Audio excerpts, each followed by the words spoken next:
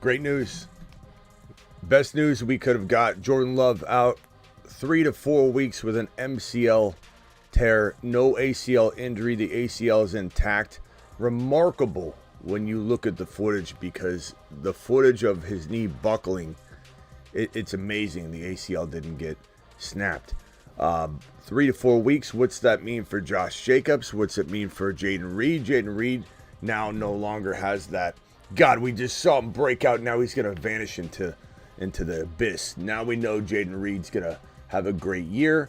3 to 4 weeks is going to go by pretty quick. I wouldn't be shocked if he comes back for the third week and it's one of those remarkable recoveries, because this is a dog right here. This is a guy that loves to fight for his team.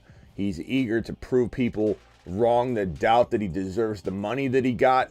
The Green Bay Packers are going to lean on Josh Jacobs. Is that good or bad? Will he have low yards per carry and see stacked boxes, or will Jacobs rise to the occasion and be an animal while awaiting his quarterback's return? The Fantasy Football Show Breaking News Edition. We go live whenever news breaks, and we also go live Monday through Friday at 8 p.m. Eastern, every single Monday through Friday. File on and hit that like button. Get ready to talk a little Green Bay Packer ball. And Jamar Chase is now being listed not only questionable because of the whole contract situation, but he's being listed with an illness on top of just being questionable anyway. So looking very, very much like Jamar Chase is not playing week number 1, but that could turn right on its head real quickly too. The Fantasy Football Show begins now. Live from the FantasyFootballShow.com studios. It's the Fantasy Football Show. Live! Monday through Friday, 8 p.m. Eastern. Smitty is also live whenever news breaks. From the FantasyFootballShow.com news desk, here is your breaking news.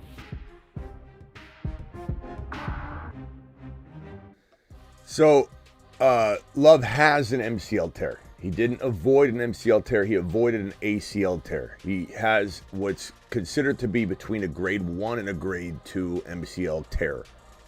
And so someone said I had a title wrong.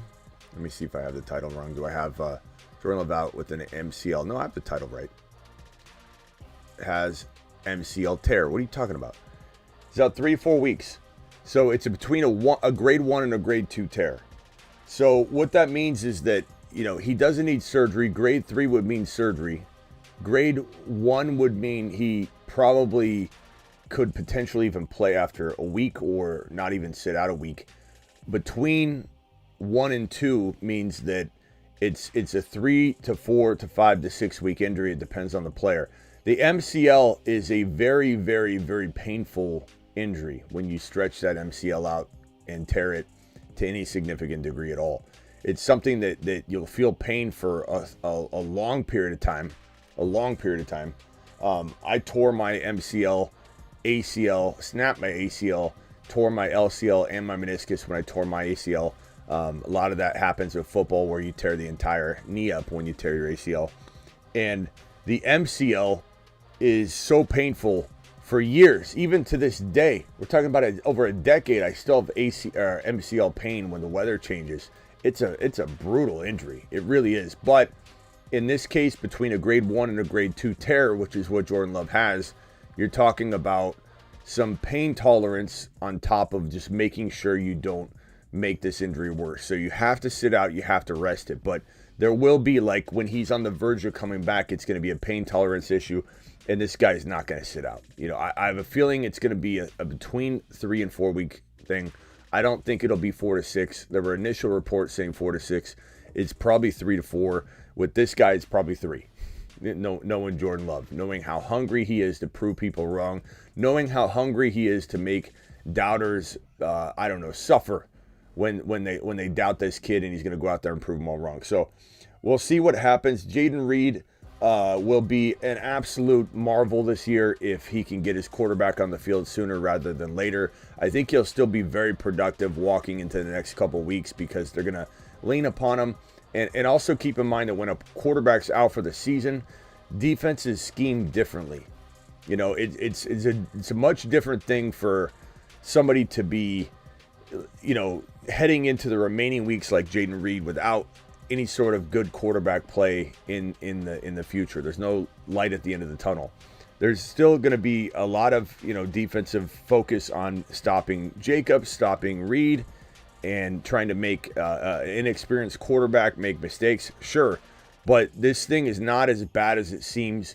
In this 3 to 4 week window, maybe the Packers win one of the 3 games or 4 games that they play.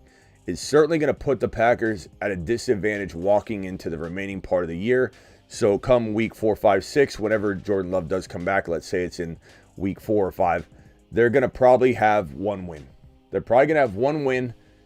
Maybe they have 0 wins. We don't know. Jordan Love's going to have his work cut out for him.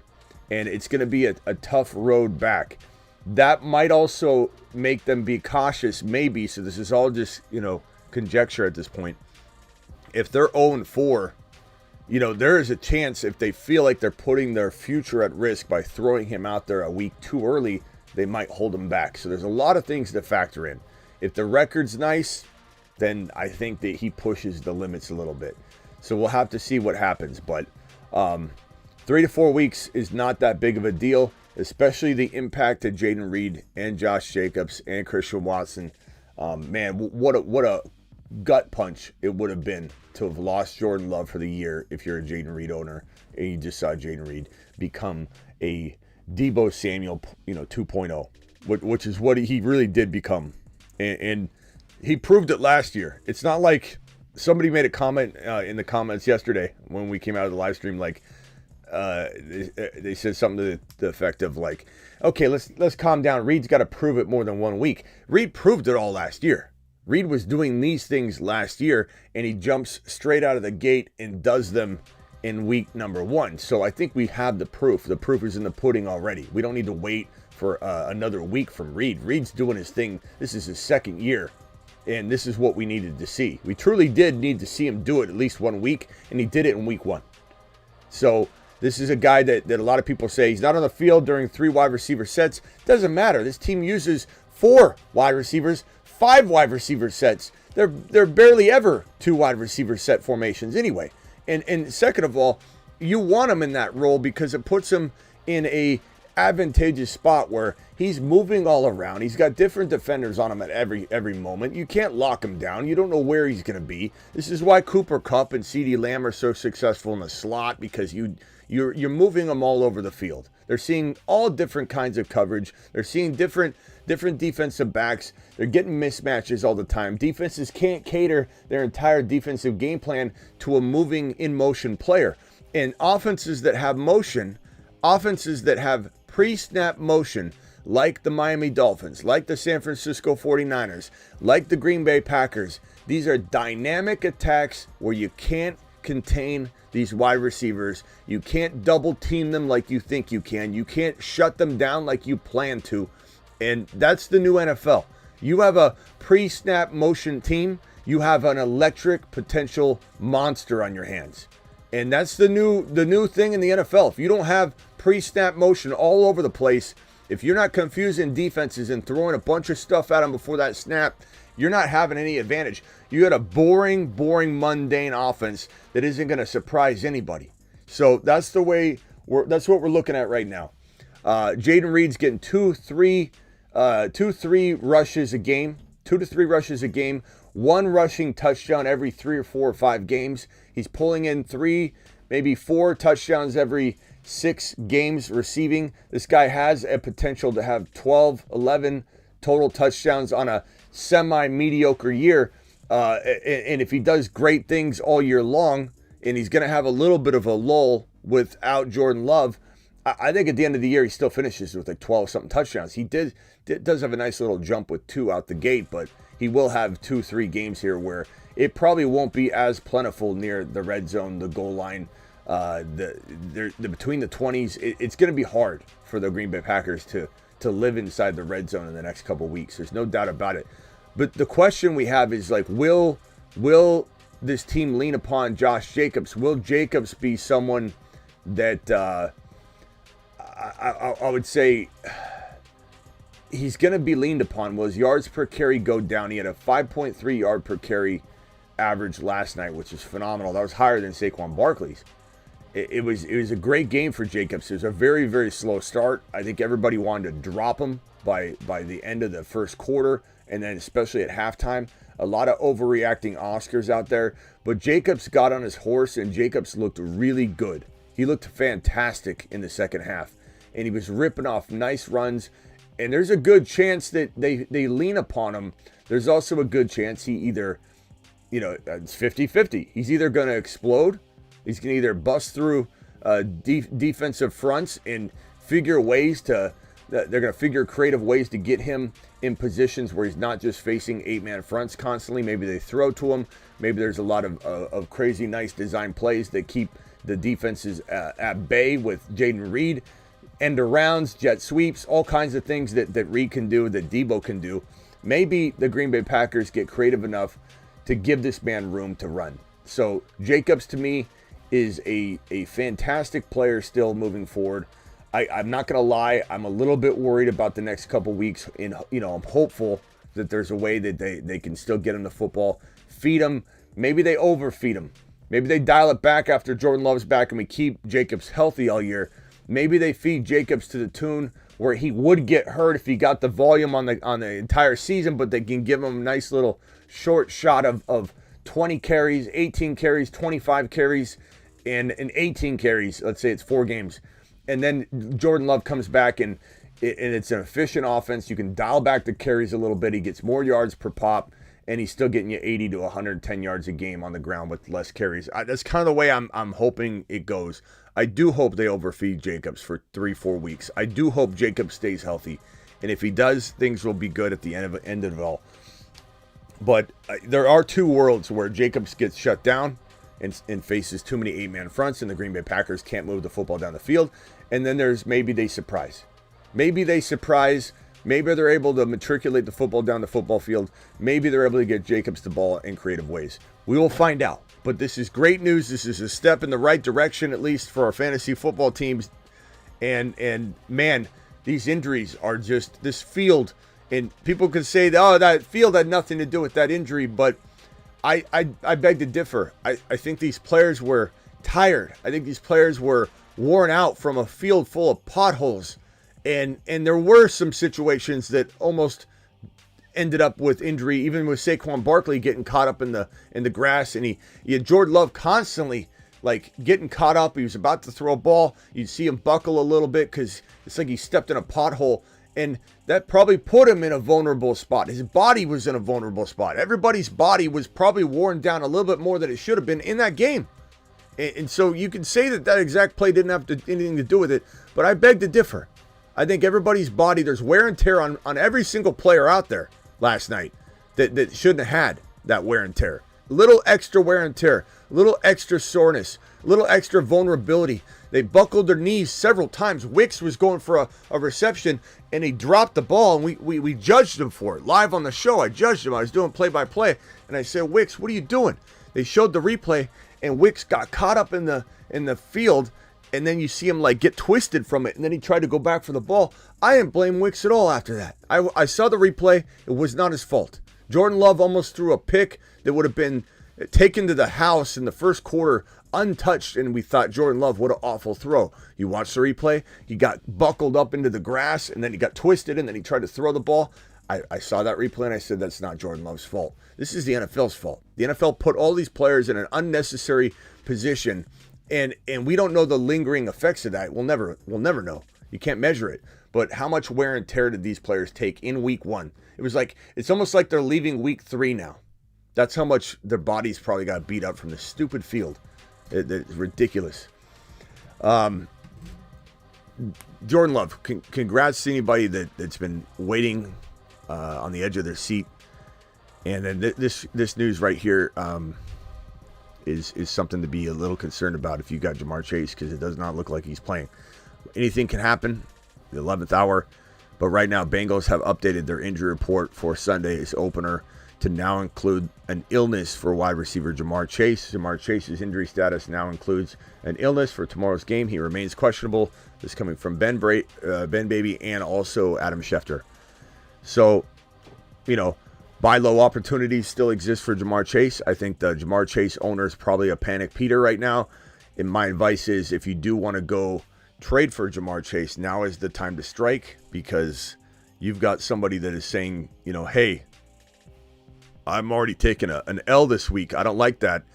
I'll send him packing for a second, round wide receiver. So, it's not something that I want anybody going to take this risk on if you don't need it. If your team is looking like it's going to ball, or you're taking a starter out of your lineup and then putting Jamar Chase right on your bench. I'm not saying that's necessarily the way to go, but some of you have a freaking Tank Dell and somebody on your bench. You have a Najee Harris and a potential Godwin or something like that. You send Godwin and Najee to the Jamar Chase owner using those two bench pieces, and you have Jamar Chase going to your bench where those guys were already sitting, and now you have a sleeping giant sitting on your bench ready for week number 2 or 3 or whenever he comes back. Those are the kind of Jamar Chase moves that I think people should attack. And for those that don't know, this is the preemptive waiver wire show that I had up, and make sure you understand that this has not been touched since the pre-week 1 waiver wire episode.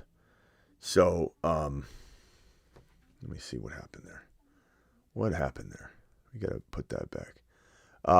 So make sure you understand that this is untouched. This does not include the week 2 stuff by any means.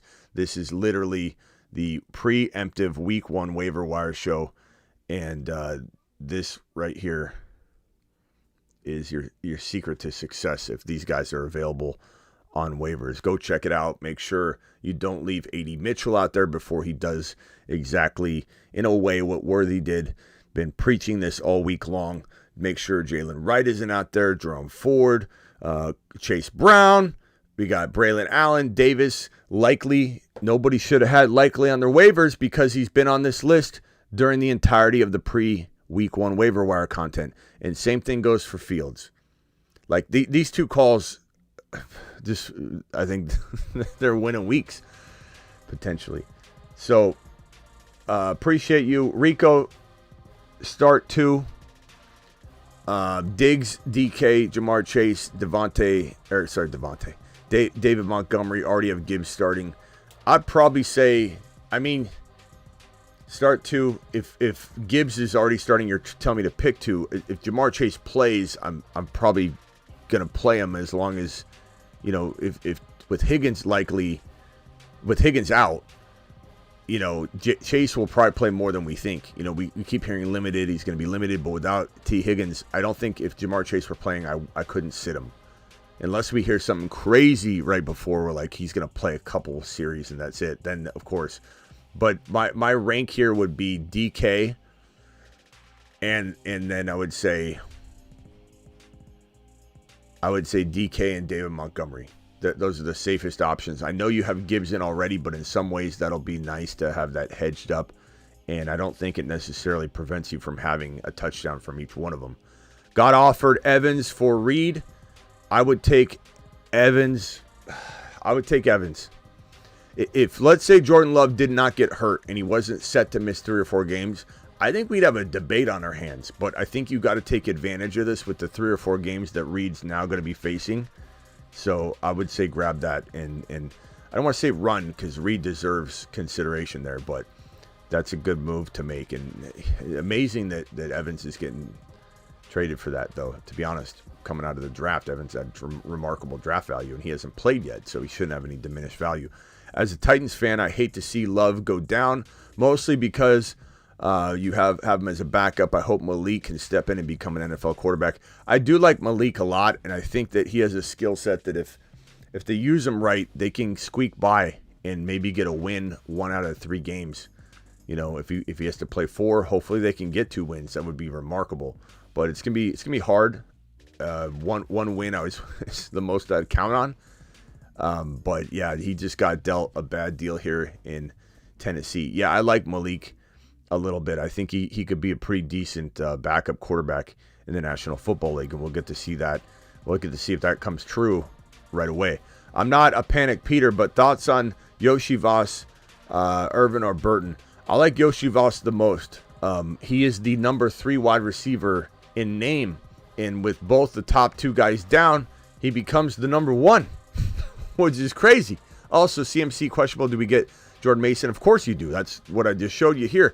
You can't leave Mason and Garendo on waivers if you're a CMC owner. And if you're in a league where you can't roster both of them, in some ways I can't help you with that. Like you maybe shouldn't be drafting CMC in a league where you can't properly back him up when he's walking into the season at 28 years old with a calf injury.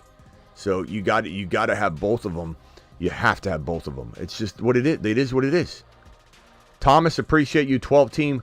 Only QB is JD5. Drop Darnell Mooney for Fields. Of course I would do that. Yes. Yeah. I would have already done that. Love owner has MHJ, JT, Devontae Smith, Bucky Irving. We're selling them Mahomes for a package. Why would you sell Mahomes? Mahomes is going to be probably the number 1 or number 2 overall quarterback this year. If you took away from week 1 that Mahomes is someone you need to get rid of, Max, I don't know. I don't know what you're watching. Don't sell Mahomes. I have Bijan. I have Zamir, Olave, Coleman, Higgins as starters. Well, who would your QB be? Love owner has MHJ. Mahomes, selling them Mahomes for a package. No, who's your quarterback? Who's your other quarterback? If your other quarterback can be sent to them for some of this, I'd do that. I'm not trading Mahomes. Mahomes going to go absolutely bonkers. I get 2 or 3 times a day, Smitty, what are we doing with Mahomes? And I just shake my head. And I'm not saying Max, you're saying it like that, but I don't understand it. I don't understand it. James says, missed my $5 hauler. You didn't, James. I didn't miss your $5 hauler. I haven't got to it yet. We're going through them all, James. Patience. Love owner. Let me put that on there. Let me go. Let me grab all these. Yoshi Voss or Deontay. I'm gonna go Yoshi. I guess Deontay's a little safer, but I kind of like Yoshi Voss this week, bro. I think he's gonna be pretty good. You could even say, let's get the chat vote on that. Yoshi Voss or Deontay. Deontay is safer, but I don't trust Deontay much. But we don't know what Yoshi Voss even is, so it's tough to really say. Here's James's first super chat. Full PPR. Trade my Goff, Kincaid, Polk for Bowers, Javonte, BTJ. I have Mahomes, but Bowers would be my starter. I'm not trading Kincaid. No. Kincaid for me. No. Absolutely no. Absolutely no. Mahomes is going to blow up, bro. I know. People are wild, bro. Is there anybody in the chat other than that question that's questioning Mahomes? I don't even understand it. What they prove to you, you should be licking your chops and saying, good God, look what they have. Look at the weapons Mahomes has. He has so many weapons now. It's absolutely insane. Which wide receiver to stash? Luke, McCaffrey, Cooks, or Michael Wilson? I'd probably say Michael Wilson. Cooks is the safe play, but offered Higgins, Warren for my Reed and Braylon Allen. I'd take Higgins and Warren. I think. I don't know. Chat, what are we doing on that? Do we Reed's so good, but you have 3 or 4 weeks where we're not going to see the same exact Reed. What are we thinking here, guys? Higgins and Warren or Reed and Braylon Allen? I love the Warren. I like that you're getting Warren. I think Warren's going to take over the backfield at some point. I don't know when. And Higgins, I mean, what a disappointment he's been already. That's why I never drafted him. That's why I told people, hey, look at my team, Smitty. And it's always trade Higgins, trade Higgins, trade Higgins, trade Godwin, trade Higgins, trade Deontay.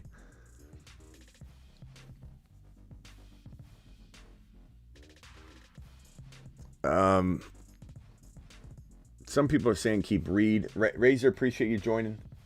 Reed, Allen. Yeah, let's go Reed.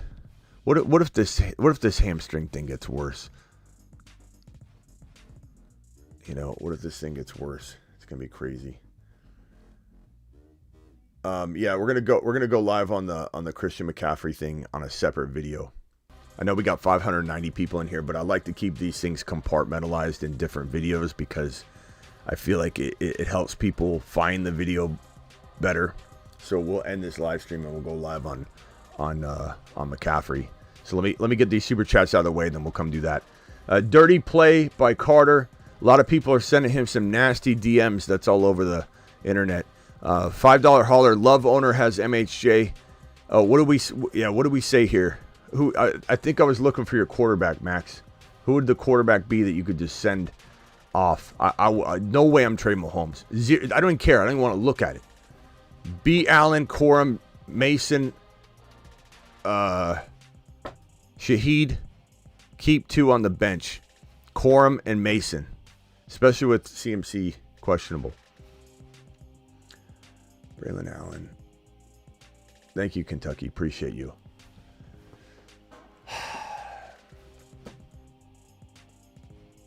I don't know. This is gonna be a wild week 1. It's already a wild week 1. Thursday and Friday games out of the way. I feel like we played like 2 weeks of football already. It's kind of wild when you think about it. And some of the amazing players that have shined already are our own Saquon Barkley. He's on a shuttle to Mars. Mars man. Look at this guy. Checo having a day already. Loads dropping and spinning aimlessly in space. Barkley having a day already. I know Jacobs disappointed people, but it was 5.3 a pop. You know, it was 5.3 a pop, and then the Moon Man. Dropping loads in outer look at space. Look at these guys right here. Look at this duo. What a great Moon Man list. What a great looking Moon Man list. Worthy and Rice just absolutely balling. Devontae Smith had an okay day. It could have been better, but I love Smith. But Fields, man. Fields is going to come through. I love this. Moon Man list to the moon. Mars Man list to the Mars. Saturn Man list to Saturn. Let's go. Yeah, Jacobs will be leaned on now. Bruce, it's just tough to know, like, what's that mean for yards per carry and efficiency, but we've seen it before where it's gone well for the running back and it's gone badly for the running back. This is not a formula that you can predict. When a quarterback goes down, does the running back get better or does he get worse? It's not an easy formula. It really is not. It's not something that's super predictable. Max says QB is Carr. 14 man. So trying to rob them. So you trying to get Mahomes, or what do you mean? Like your quarterback's Carr. Like you were about to trade Mahomes away, Max, and you're trying to rob them? He was about to rob you if you were going to give him Patrick Mahomes on the low. That's what I'm saying, Max. You can't trade Mahomes. Would I try and rob him? You can't rob him with Carr. No one's taking Carr. You could have no quarterback and no one's taking Carr. And you damn well should not have been leaning towards starting Carr and trading Mahomes away, though, Max. Maybe I have it wrong on what you're saying, but Max, no. Stand down on that one, my guy. Alert. Stand down order in effect. And the best cuff board in fantasy football is in full effect. Mason, Grendo, and McCaffrey. You have to own all three. I've said it all off season long. And I don't want to hear an excuse from a McCaffrey owner saying, I didn't get Grendo too. I didn't get Mason. I didn't do this. I didn't do that. I'm tired of hearing the excuses. If you have Christian McCaffrey, you should have already drafted Mason and Grendo. I don't care. Don't tell me about your roster depth or whatever. You need all three. If you don't have all three, enjoy the show. This board has been shown over and over and over again. Dare I say I show this board 4 or 5 times a show. 4 or 5 times a show. And I can't tell you how many people kept drafting Mostert without Jalen Wright. Not to mention, you need all three. And I don't want to hear That's not how it works in fantasy football. You can't have three guys from one team for one roster spot. This isn't one roster spot. This is two. These are two starters here. These three guys make up two starting spots for your fantasy football team. You're starting Mostert and you're starting Achane together every single week. This is your flex play, or your running back 2 even, and this is your running back 1.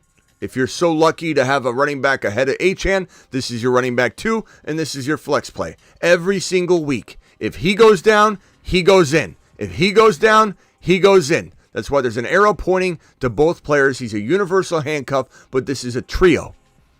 This is a trio. McCaffrey, Garendo, Mason. It just is. It just is. Yoshi Voss or Najee Harris. Probably Najee, my guy. That's the safer avenue. You kind of have to do that. Kupp and Spears for Chase. I'd rather have Cooper Kupp, my guy. Cooper Kupp is going to have a big year. And Jamar Chase comes with some injury risk now that he's holding out. You know, he's out. He's vulnerable. Very vulnerable. Very, very vulnerable.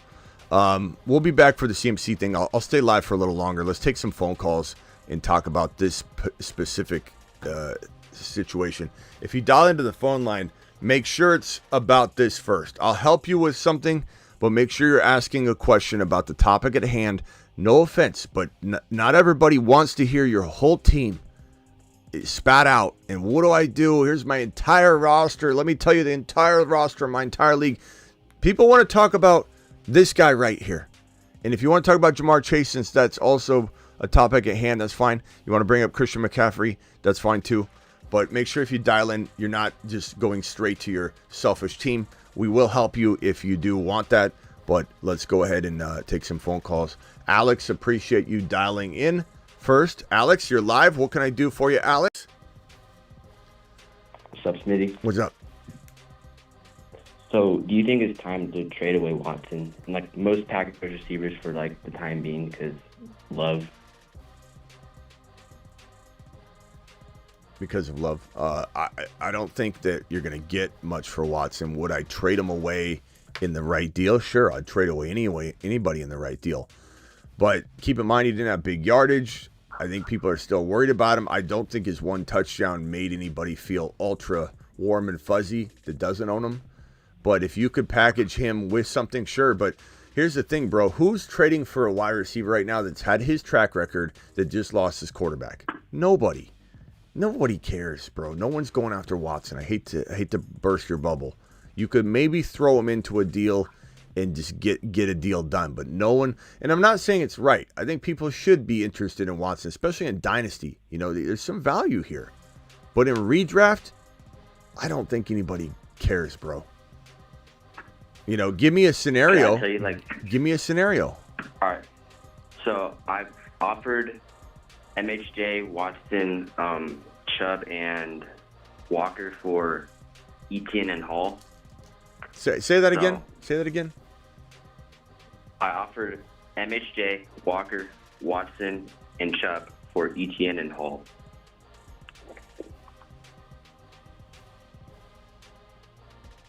All right, let me break that down.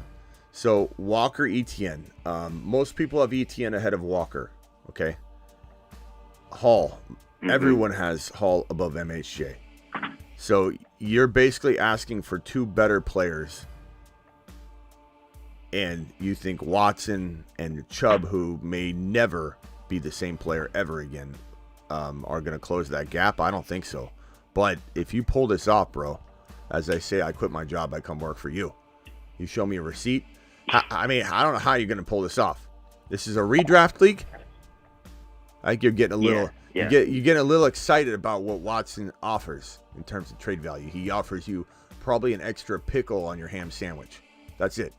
You're not even getting the ham sandwich for Watson. Do you think I could replace Watson with Worthy? So you send Worthy, Walker, and MHJ for Etienne and Hall? I mean... Yeah, and Chubb too. Chubb, no one cares about Chubb, bro. Sure, throw him in. Yeah. Worthy, I mean, maybe Worthy, maybe, I don't know. Chat, does Worthy maybe confuse this guy? Maybe it does. I mean, you could try it. Maybe. It certainly improves your odds of getting it done. You're not getting this done. This is like walking up to somebody and saying, hey, I'll give you a $10 bill for your 100. Smitty, you think I can do that? No.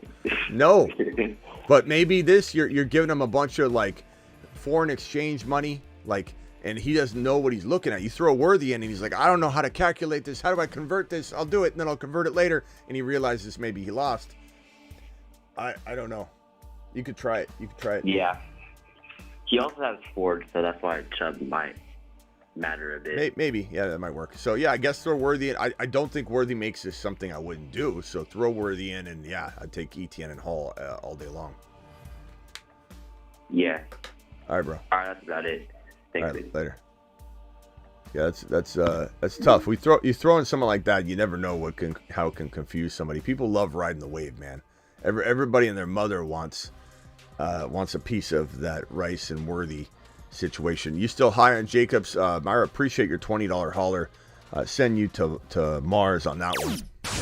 To Mars. Yeah, I do like Jacobs still. I think if I was drafting over, his value would be so much lower. People would be doubting him that it would be nicer to draft him lower and you get a much more baked-in risk amount. But I guess I would say. It depends, right? Am I getting rid of him? No, because I don't think I'm going to get what I deserve to get for him. Am I trading for him? It kind of depends. I don't know that I'm running toward a disastrous situation. I think that isn't the best makings of a fantasy football championship run, is to say, hey, look at this train wreck over here. Let me run toward it. So I'm not necessarily on the wagon of let's go get Jacobs. But if someone was mistreating him, and they're evaluating him as a flex play, a low-end flex play, I definitely would use bench talent to go accumulate some Jacob shares. Yeah, absolutely. But would I be swapping on starters and making risky moves for him? No. But do I think he can absolutely survive this? I do. Is it a lock? No. Is there risk involved? Abso-freaking-lutely. But risk I'm willing to hold on to.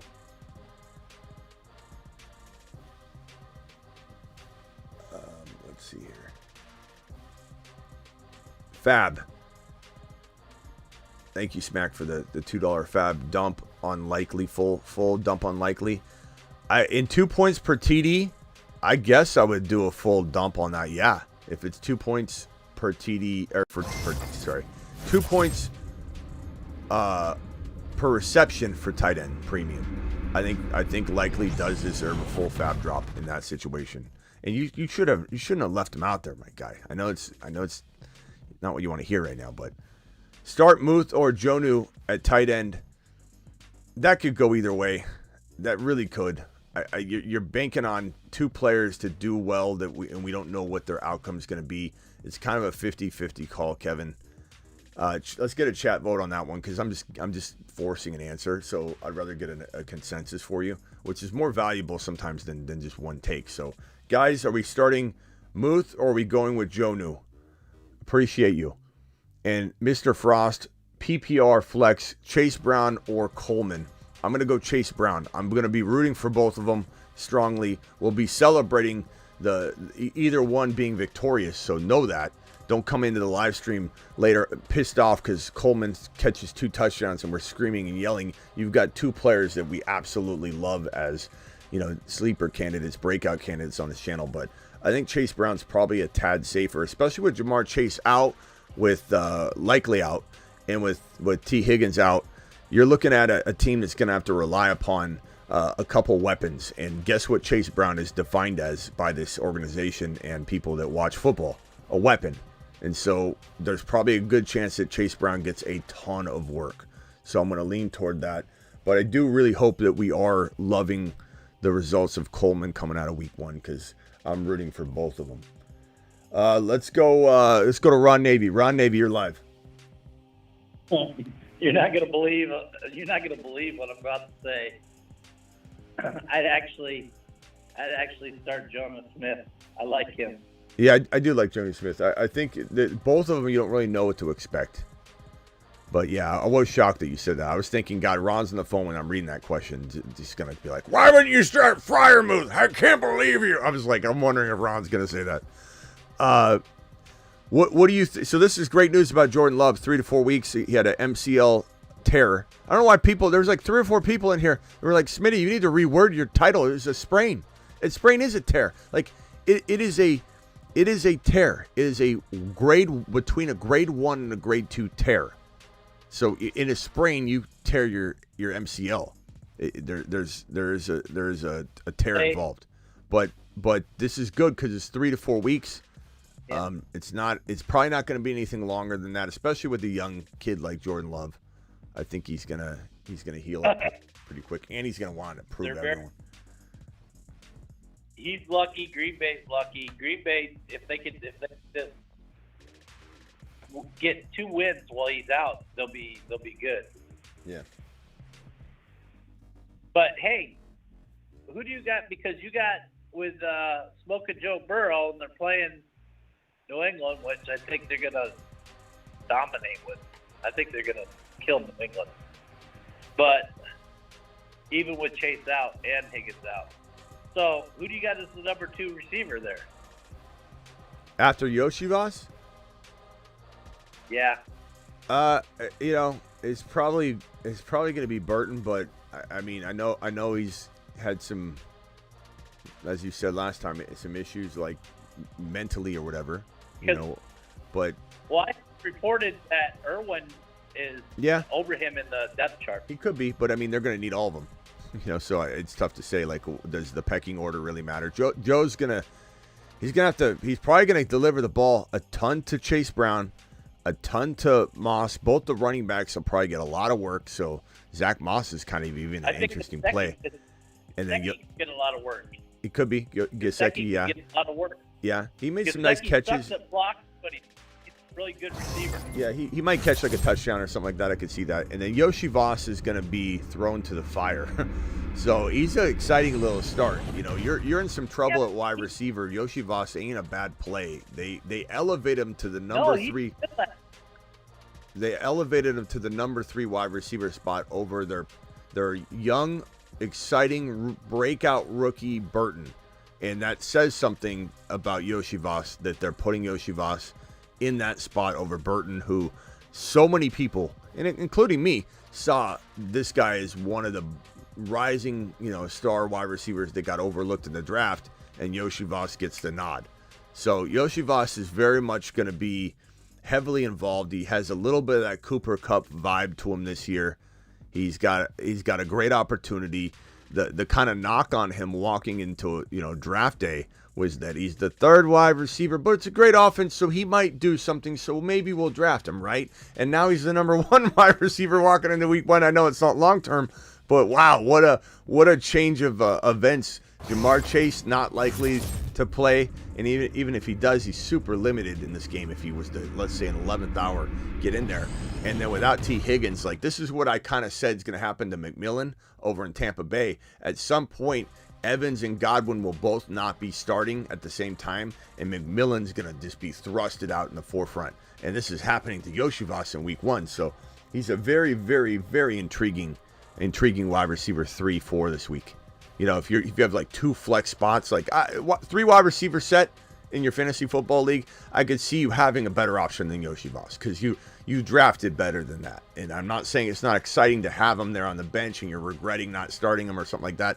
But if you're in a league where you have 2 or 3 wide receivers and you have two additional flex spots, Yoshi Voss is probably earning the nod this week, and you should be strongly considering putting him in. Yeah, what's that say about Burton, though? Because, I mean, you got Smoke Joe coming out talking about his professionalism, or lack thereof, falling asleep in meetings, not paying attention, and that's Burrow coming out and saying that. Yeah. So hopefully he needs a fire lit under his butt or somewhere. Hopefully, because he's got the talent, but he's not applying himself professionally to. I mean, he's disappointing his quarterback. Yeah. Quarterback's not going to have no trust in you falling asleep in meetings. Yep. Nostradamus says full PPR Ridley Ridley, Ford, Chase Brown. I'm gonna rank them in order of. I really want to say Chase Brown 1 right now because of the amount of leaning the Bengals are gonna have to do on Chase Brown. I'm probably gonna say Ford is slightly safer, but Ford and Chase Brown are neck and neck, and even on the waiver wire board here, it's Wright, Ford, and Brown, and I haven't touched this. This is the preemptive Week 1 show. I have not touched it. I refuse to touch it until after the draft or after the Week 1, so we can go into Week 2. If I could redo it at all, like in retrospect, I really think Wright, Ford, and Brown are like neck and neck and neck. Like it's tough to say one of these guys coming out of this week is going to look like just an absolute home run. And they all three could, and I don't think Wright stands a little bit less of a chance, but he still could get that 1 or 2 plays where he breaks off this 50-yard, touchdown run, and people are like, wow, like, they're going to use him. So we don't know, but Ford and Brown are neck and neck for me, and I think that you're in a tough spot because I want both of them in the lineup. I guess I would say Chase Brown maybe faces a slightly more difficult situation just because, I don't know. I don't know. You don't fully know how they're going to utilize both backs. Okay, you have that. I do think that Chase Brown's the starter. I think we've seen it in all the practices and preseason. It all looks very much like it's all lined up for him. Ford, what he is. He's the start. Yeah, hold on one second. He's a starter. He's getting all the work.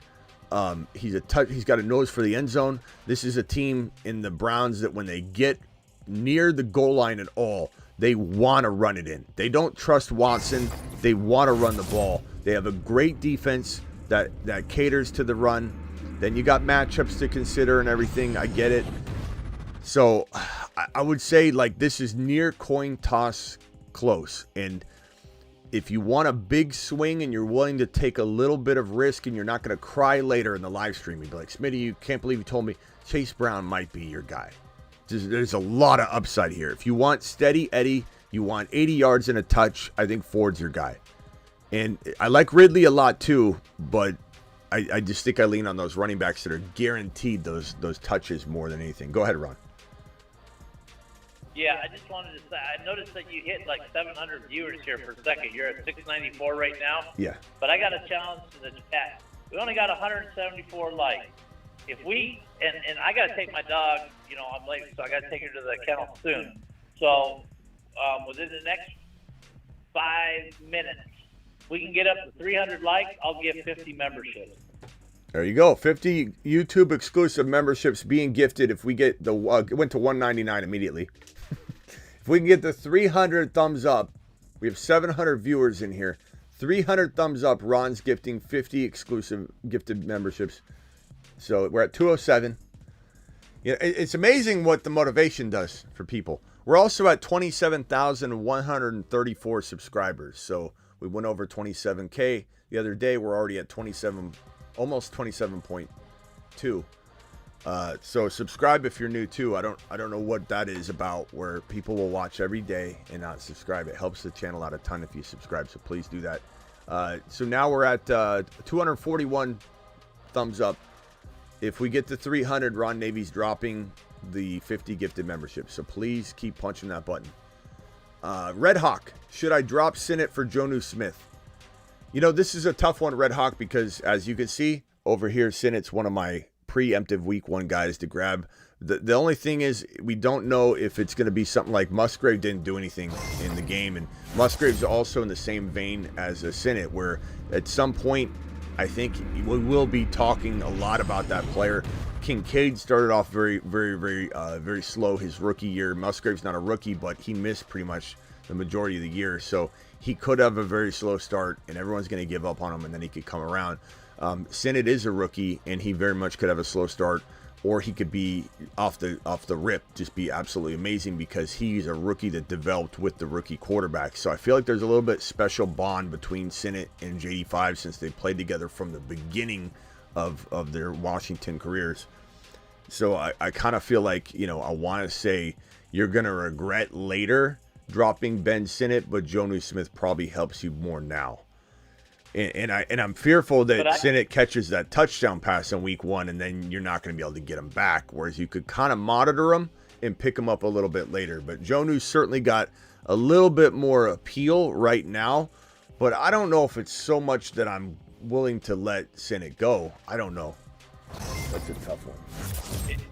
I go Sinnott, but I'd take Ertz for free, pretty much free. You can get Ertz for almost free. So you got multiple. So you're waiting out. You're waiting on Sinnott if Ertz is like started out the season really good, but then he falls off and starts going to Sinnott. You got both of them. That's what I would do. Yeah, it's a tough call. We're at 282 thumbs up. We just need 18 more, and Ron's dropping 50 gifted memberships. We have about 700 people in the building. Prayers for Love got Jacobs. Will Cook bear down. Jacobs is gonna have a lot of work coming up. I don't know how it's gonna fare. I'm definitely, we've definitely seen, especially doing this as long as I've done it professionally. Like, I've seen everything. I promise you that. And even before that, I played fantasy for a lot longer than just what I've done professionally. And I'm thinking back even to like the days of what was the name of that quarterback that went down? I think it was Tim Couch. It was the quarterback before that. I think even he went down, and I forget the running back's name. But there's a fight in our league back then. I think I was a young kid, and everyone was fighting over when the quarterback went down.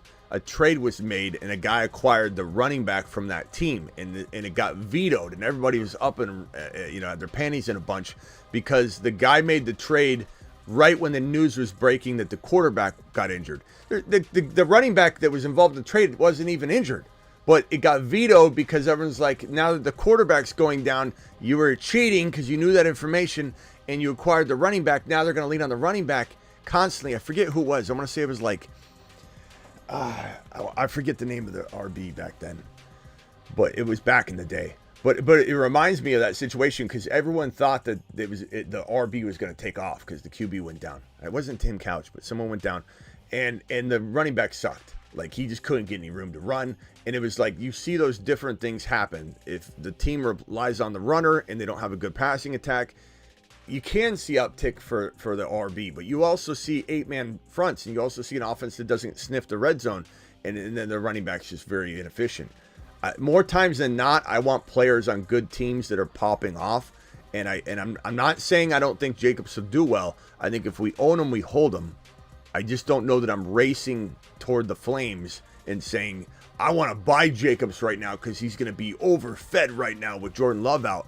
I'm a little apprehensive about going to acquire new shares, but I do feel very comfortable if you own him that you're going to get a lot of work. Will it be less efficient? Maybe. So it asks for this one, Chase Brown over Najee and Ramondre. I probably would, but Ian, that's a real tough call. I think Najee could have a good day, but he could also share the work. It's very possible. And Ramondre, this could be a thing where everyone thinks Ramondre is going to get game scripted out because the Bengals get up to an early lead, but then they throw to Ramondre, or at least they did. We don't know if in this system he will be thrown to as much, but this is the best receiver on the team, Ramondre Stevenson. So having like a 7-reception, 90-yard receiving game, that's totally in the cards for Ramondre. So I guess I would say give me Chase Brown if you want that high risk, high reward. Give me Ramondre if you're wanting to play it a little safer. And Najee's kind of the same thing as Ramondre. If you want it safer, you can go that route. I know Ron would start Najee. I know Ron's very, very into Najee this year. I'm not like against him. I just think that I'm a little bit worried about the usage and Arthur Smith and just trusting him in week 1 when you've got those options that are very similar anyway. But that's just me. Ridley Ford at Chase Brown. I already did that one. That's a tough call. Prayers for Love. Already did that one. Appreciate you dropping that super chat. Joey Boy says, pick 2, Yoshi Voss Palmer, Adunze, Chase Brown. Thanks. I'm going Chase Brown, and I'm probably going... Are we going Yoshi Voss or Adunze, Ron? Yoshi Voss. It seems like it could be safer. I do love a Dunze. Yeah. It could take a Dunze a little bit of time. We already know much about because we saw his performance, especially towards the playoffs last year. He was getting it done. Yeah. So, yeah. 306 thumbs up. Hey, explain to these guys before I drop them. Explain to them what they got to do to have a chance to get one, because I can't control who gets them. Yeah, you gotta explain to them. I don't even know. I don't even know how they go in. You got to go into like your settings and turn on accept gifted memberships. If you have that turned off, you won't get one. So, does anybody real quickly know how to describe that? You have to do it on a PC or a laptop. You can't do it on an iPhone. I know that. Yeah, I don't know. I'm not sure. Pick 2, Javonte Williams, Dell, or Stevenson. I'm going to go Dell and Stevenson pretty easily. Not saying that Javonte can't, gain some of his glory back, but I'm going to let it play out before I jump into that. $5 hauler here. 10-man Lamar, JD Gibbs, Skywalker, Garrett Wilson, London, Dell, Zamir, Chase Brown, Mitchell, Coleman. Suggestions. I like the team. I guess I would probably say let it play out. I like Chase Brown over Zamir if you're deciding between that. And I think you just need these guys to go out and do their thing. McLaurin's very hard to have on the bench. So I think if he has a good game, you could even put McLaurin over Chase Brown. But if McLaurin has a good game, if Chase Brown has a good game, if A.D. Mitchell has a good game, who I think he will, if Coleman has a good game, if Zamir has a good game, you have the potential to maybe make that flex upgrade. I don't really want to trade London, Dell, Garrett Wilson, Skywalker, Gibbs, and you got Lamar and JD5. I don't think I want to trade any of that necessarily, unless I can move Lamar up to Mahomes. To be honest, that's just what I'm doing, using McLaurin, using Chase Brown, using whatever. But I think, if Zamir or Chase Brown or McLaurin's your flex, you could use 2 or 3 of those guys to upgrade it later, but you have to take that into the season, bro. There's just no way you're gonna get anything of note yet until those guys do something. So I'd say wait and hold off. Burrow. Okay. Give it a chance to do that. I'm gonna. Here they come. All right. If you don't have your membership on, I'm sorry, but here they come. Here they come. 50 gifted memberships from Ron Navy. Thank you for hitting that thumbs up, guys. Keep punching it, though. Ron, have a good trip, bro. You're heading to the airport now?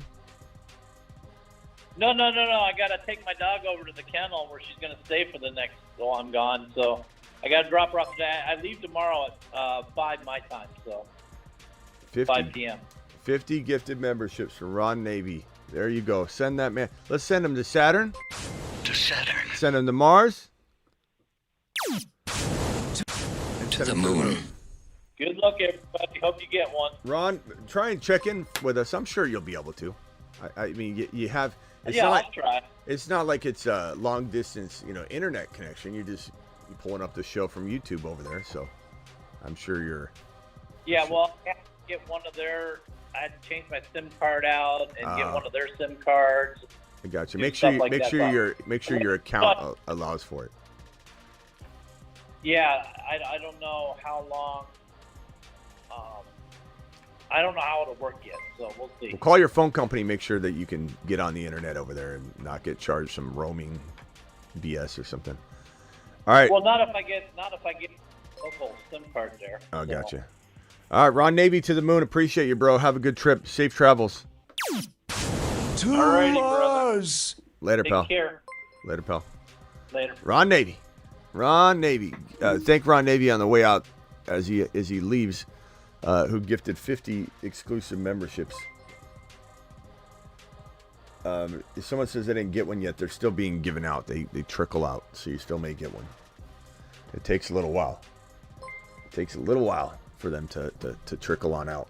We'll probably be going live on this Christian McCaffrey situation. It looks like, according to this report here,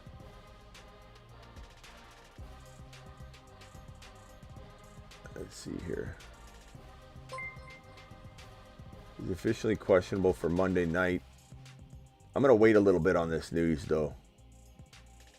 and then we might come back live on Christian McCaffrey. But according to Tom Pelissero, the 49ers are listing Christian McCaffrey calf Achilles as questionable for Monday night's opener versus the Jets. Now, before people start like getting all upset, no one's saying he's out, and no one's saying he re-injured anything necessarily, but no one's saying that he didn't, because we don't really know. And there's a little bit of it's a little weird that they're, not clearing him from this thing. They just keep listing him as questionable.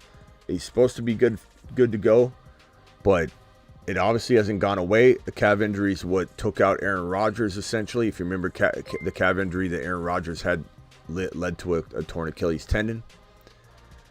Players are tearing their Achilles tendon all the time now. It's become the new ACL, and it's worrisome when you see Russell Wilson also have a calf injury, and he can't shake it, and he makes it worse. And now Russell Wilson's probably not playing week number 1. Although he's traveled with the team and is still questionable, not ruled out. But I have a feeling that Fields will be named starter, and we'll be going live on that. But we'll see. We'll see. We will see. And anybody defending Christian McCaffrey as if it's, not something to be concerned about at all, that's a Niner fan or a Christian McCaffrey owner. That's not an objective look at it. The objective look at it is that Christian McCaffrey is still dealing with this injury. What if someone has both CMC and Jamar Chase? Birdman, you've had a stressful week. That's what you have. I think you need to grab some food, some comfort food, sit there in front of the TV and hope for the best, pal. And I think you better have Christian McCaffrey's backups and cuff them, because you have to. If I was a CMC owner, I would be worried with his history. Absolutely, with his history, and also, he's older. He's a lot older. So Ron Navy, appreciate you. Big Dog says thanks. There's a lot of people saying thanks to Ron Navy. CMC always hurts, says Bruce. Chase Brown or Brian Robinson Jr. I'm going to go Chase Brown. Everyone gets hurt at these international games. Stop the international games. Absolutely. I've been saying that. All week. I said it before the game started. I do think that I wasn't scared to play the players, though, because they weren't going to be jet lagged really and tired from going overseas after playing 4 or 5 weeks of football and their bodies being beat up already. So I wasn't scared to start anybody last night. Clearly, they all did fine that played. So, that part. But as far as me hating the field, hating the experience of these players having to travel and get tired, especially the traveling that's done during the middle of the year once the season's already going, I didn't worry about it too much on this one. The field was incredibly bad, though. Shame on the NFL. Shame on the NFL. I keep refreshing X and all my chat groups and everything, just trying to keep tabs on everything for you. Hopkins, questionable, is set to play Sunday at Chicago, just so people know. And let me see if there's any other. Get ready for the new look. Let's see.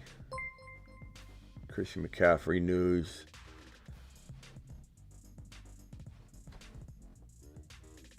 Yeah, this Christian McCaffrey thing, it's definitely worrisome, guys. It's definitely Derrick Henry, Christian McCaffrey. These are two players walking into this year that had incredible risk at their ages. Derrick Henry especially because he's 30 years old, but CMC 28 with a long injury history and a calf injury. Now, he could come out of the gate, mark my words, if he plays well. If Christian McCaffrey's on the field, he's electric. And there's no signs of drop-off physically, so that's going to be even more hilarious than when people come in and go, told you McCaffrey. You didn't tell anybody. Everyone knows McCaffrey, when he plays, is a phenomenal player that could be the #1 overall fantasy football player, period, in an offense that feeds him properly. The problem is, doesn't matter if he does 4 weeks of great football and drops, 8 weeks of fantasy football glory. If he gets injured by week 10, you got a problem on your hands. So, Brian with a super chat. Appreciate you, Brian. Should I swap Dowdle for Mason, Wright, or Palmer? I don't know. Brian, this is what I'm telling everybody, and I'm sorry I'm not giving you an exact answer here, but I'm dropping my kicker, and I'm picking up Wright, and I'm trying to trade Dowdle. That way I don't have to cut Dowdle, because Dowdle is such a good player to throw in. And if you only get one wide receiver rank upgrade in your mind, like you get somebody you just like just a hair better than the other player, trade Dowdle for that piece so that you don't have to go ahead and make this cut. Because you're gifting somebody a starting running back in Dowdle. How do you feel about Luke McCaffrey? I like him a lot, Steven. I think we got to be careful to expect too much right away as he's transitioning into the NFL and doing different things that he's never done before on a regular basis. So, you know, he's kind of like a slash right now, and they're giving him he's giving running work. They're giving him receiving work. They're giving him that like Alvin Kamara treatment, and it could take him a little time to adjust. And I think that inconsistency for him could be in the cards, but I do like him a lot. I think he's somebody that could really, really, really be a potential gem, but he could also take some time to get going. So, Ron Naby's 50 gifted memberships are just rolling through. I wonder if we have it on this screen, because I hear them, but my stupid alerts are causing me problems. I wonder if I can. Let me see if I can fix that. All right, I'm going to probably head out for now. And we'll be back most likely be back on the Christian McCaffrey news. Appreciate every single one of you. Thank you, Ron, for gifting the memberships. Thank you all for being here. Great news on Jordan Love. Great news for Jaden Reed. Great news for Jacobs that he doesn't lose his quarterback all year, and maybe he gets a little heavier dose in the coming 3-4 weeks and does well with it. We hope. And of course, those other Green Bay wide receivers get a lot of value back, because everybody was about to be stripped of their fantasy football value, easily stripped of their fantasy football value. So and if you guys want to take a few phone calls before we go, let's go ahead and do that. Call into the show. Call into the show.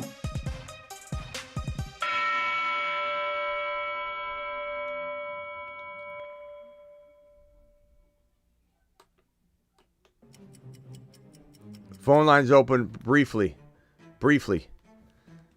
30-second calls only. I'm going to be dropping people like that after 30 seconds. So you get your question in, and that's that. There's no Smitty, I need more time, or let me tell you a little story, or hey Smitty, how you doing?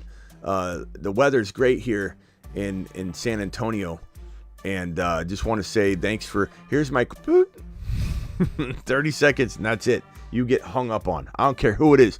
I don't care if my mom calls in. 207, what's your name first and where are you calling from? Let's get that out of the way. Hey, my name is Reed, and I'm calling from Maine. All right, Reed, let me get you in the system here, Reed, and then I want you to, you got 30 seconds to make sure. Sure. Reed from Maine, you said? You got it, yeah, Maine, Reed USA. From Maine. All right, Reed, you got 30 seconds. Go. All right. Hey, with the current situation with the Green Bay Packers right now, I just kind of took a look at their schedule. When do you think they're going to get, their first win? Or do you think they're going to go 0-5 here to start off the season? Do you have the schedule in front of you if you read off the 4 games in a row? Oh, yeah. Let me pull it back up. They play like the Titans. They play like the Cardinals. Can you read off the games in a row? I'll give you more time. Go ahead. Sorry. I don't have it in front of me.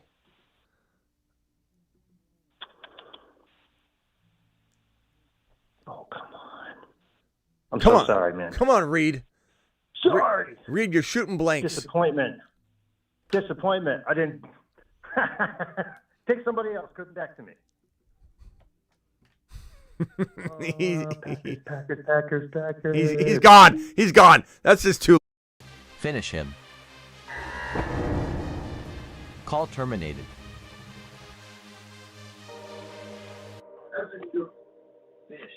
Fantasy Football Show. What's your name, pal? Where are you calling from? This is CMO, right? CMO?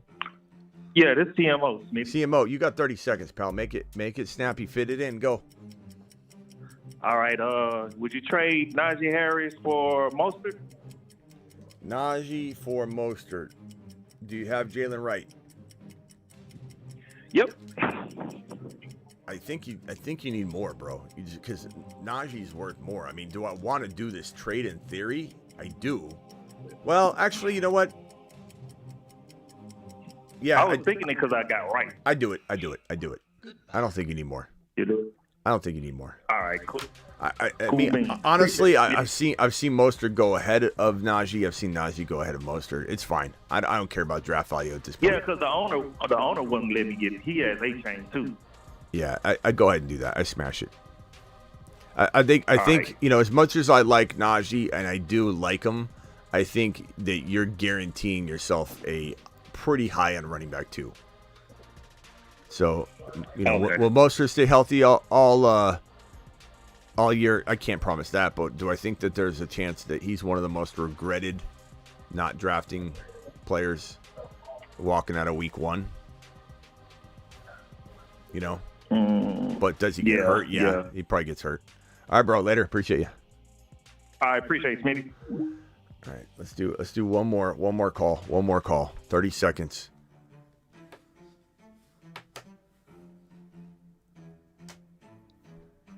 Could have Googled it faster than that. I know. I guess to answer his question, Packers schedule. I don't know what he was doing with his internet connection was brutal. Yeah, he had that Walmart dial-up going. So, I mean, I guess so. Indy, Tennessee, Minnesota, the Rams. I mean, they could win that Minnesota game. Maybe they win the Tennessee game. It's certainly possible. It is a good schedule considering. It really is not that bad of a 4-game schedule. Okay. That caller lost his chance because he had that show blaring in the background. I appreciate every single one of you. We'll see if there's one more caller. Maybe that guy will call back and turn down his darn speakers. Green Bay will be fine, says Joshua. That's an optimistic output. You'll be okay. You're gonna win. You're gonna win all the games. They'll be fine. I think Minnesota. Look, Minnesota is a great matchup for them. In Tennessee, I don't think Tennessee's a walk in the park necessarily, but I think they're a win. That's a winnable game. 949. What's your name and where are you calling from? Hey, it's Rick from Southern California. Rick from Southern California. Rick, what can I do for you? All right, so I'm in a 12 team. I have PPR. I punted tight ends. I had Komet because I stacked him with Caleb Williams because I also punted QB2. I got Caleb and Goff. Just wondering if you think I should drop Conklin for likely this week and if you think I made the right moves sitting Caleb for Goff this week. I think that the Caleb for Goff thing is okay. I think it could go either way because I think Caleb can score fantasy points. I just don't know about like how successful the team will be. Kind of like Fields. Fields is the exact same way. I think, you know, are you really contemplating likely versus Conklin though? Like, is that even like, are you? Why are you even asking that question? Is it because you don't want to spend the fab for it, or are you thinking? Well, because I mean, it's an I easy. believe in likely. Yeah. I think he's a great tight end. He had a great week 1, and if Conklin puts up a dub, I'm thinking dropping him for likely. Well, but my question is, what do you mean thinking about it? Why wouldn't you do it? No, okay, I got you. Yeah. No, I mean, of course, the answer is yes. I'm just saying, what was the dilemma, the hang-up? You're like, would you swap out this $5 bill for $100, or do you think I should just hold on to the $5 bill? You know. You're right. Yeah, like Conklin. I'm with E11. Can you punt Conklin now and pick up a better player for week 1? Like, what are we doing? I could go Jonnu. Yeah, I'd rather have Jonnu Smith. I mean, I hate to say this because, like, I hate to steer you in the wrong direction, and then Conklin goes out and scores 2 touchdowns. But we're all the entire draft is drafting Jonnu Smith over Conklin. Okay, for sure. I mean, am I wrong, chat? So you would take Johnny over Komet and Hunter Henry too? Komet's like okay. I think he's okay, but that's a crowded room, though. You know, the pass catching room is very crowded. So is Jonu Smith's room, though. I don't know. Guys, Komet or Jonu? I know it's not Conklin. The answer can't be Conklin. And I apologize in advance if Conklin scores 3 touchdowns. If Conklin outscores Saquon Barkley this week, I very much apologize in advance. But I think I'm not the only one. Yeah, right. Someone says Ben Sinnott. I trust you. Hell yeah, the Ben Sinnott. Start. Let's see, Cole Komet, Conklin. Henry should do good. Henry, Conklin. We got a couple Conklin votes. Komet, Jonu, Gesicki.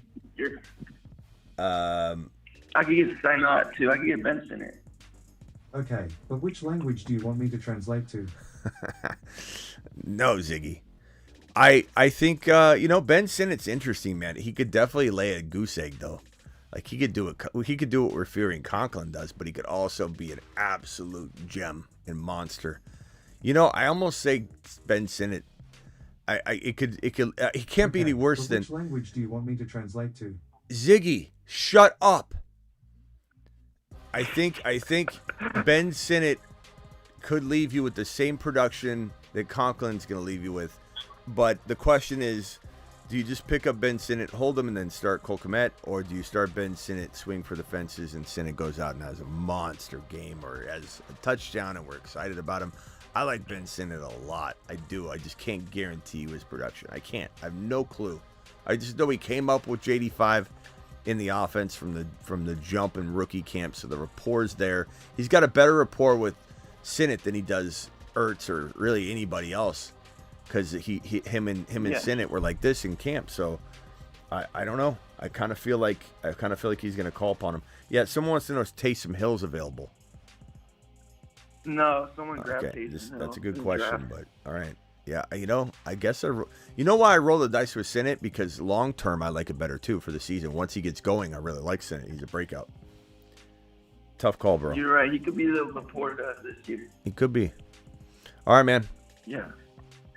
I appreciate you. Trust your gut, though. We're talking about, like, we're splitting hairs here, man. This could go any direction. All right, later. Yeah, it's a tough call. I'll see you all later. Appreciate you. I got one super chat here that needs answering. This is from Rojo. Would any of these guys get me MHJ without hurting my team? Ford, Corum, Mason, Braylon, Worthy, Coleman. I also have Cup. I mean, you could try Worthy and Ford, but you might have to wait until the week's over anyway. So if you send the offer now, it might get rejected. But if Ford goes out and has a day, you might be able to get Worthy for Ford and with Ford and Worthy and Ford, sorry, for MHJ.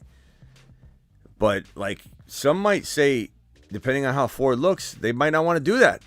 I mean, what if Worthy's a top 10, top 12 wide receiver, man? I'm not saying he is for sure, but I certainly am not saying he's not. Love MHJ, though. I say we see what happens, man. I mean, MHJ could go out and have a dud game, and then you can buy him lower. You know, you can buy him for that. And I'm not afraid to hold on to Ford and let Ford gain value. I'd rather play chicken that way than jump early before week 1 and then realize that MHJ has an okay game. Ford goes nuts. Worthy went nuts. And now you have two pieces that probably get you a different player or easily get you that trade later. And you might even get something thrown in. I'm going to say with what you listed, I'm not trading those guys. I'm not trading Cup either. I like Cup a lot, man. I think Cup is somebody that we drafted after MHJ every time, pretty much. But for some reason in trade, I don't like trading them away. You know, and the draft values are all kind of out the window now. And I'm just kind of holding on to Cup. And if I had Cup in a ton of leagues and I'd know MHJ, I'd probably make the swap, but I think Kupp is somebody I don't want to trade. I'll see you all later. I'll probably be back on Christian McCaffrey on a separate live stream. Appreciate you.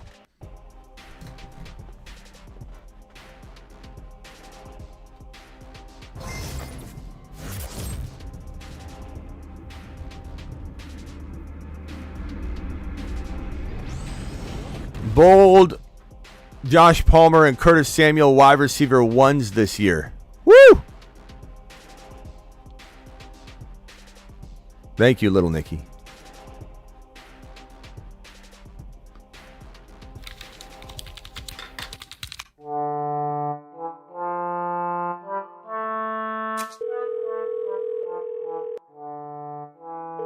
Come on, man. Pick up. Please leave your message after the tone. Hey, man, it's Devontae Adams again. Call me back, bro. In your eyes, the light that hit your eyes, incomplete your lives.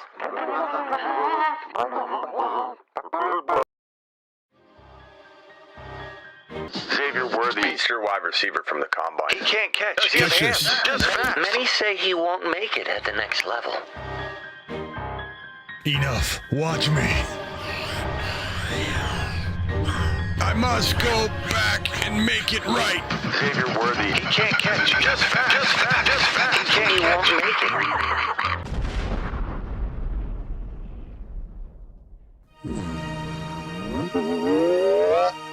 Catch this. Great catch. Wow, nice catch. He's not overrated catching the ball. He can really catch. It's Chiefs season. Mahomes is scoring 45-plus touchdowns. Let them cook.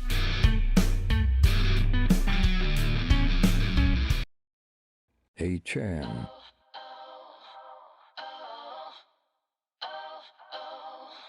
Hey, Chan is the man.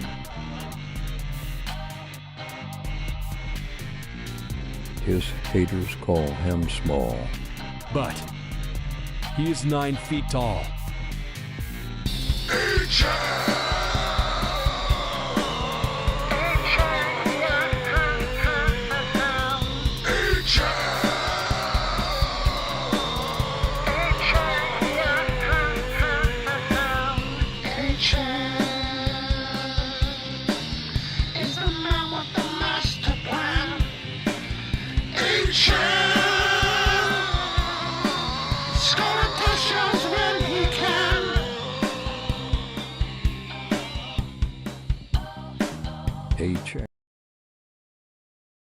He's Kyron, he's 7 feet tall, and he knows how to handle a ball.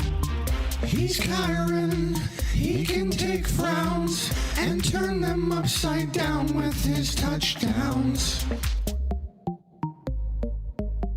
Your Bijan card has been revoked.